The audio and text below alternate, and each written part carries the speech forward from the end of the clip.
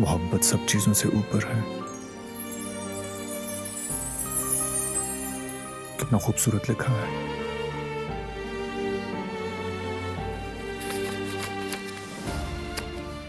देखो, इसमें और भी नोट्स हैं।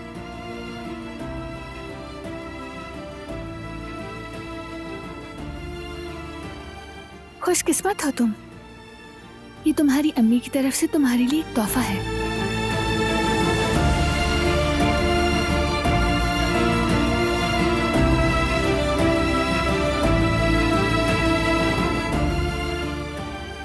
मोहब्बतें अना की वजह से खत्म होती हैं।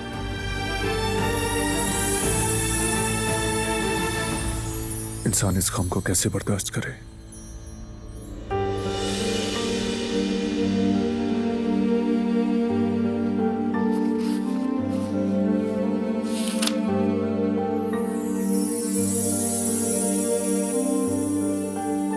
अगर एक औरत अपने जज्बात को अपने महबूब से छुपाती है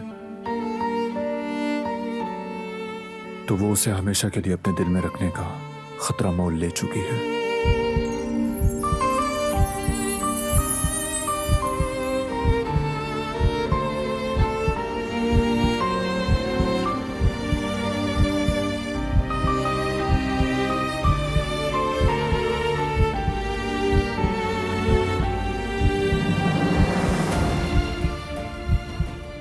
चलो खैर, मुझे किचन में थोड़ा सा काम है।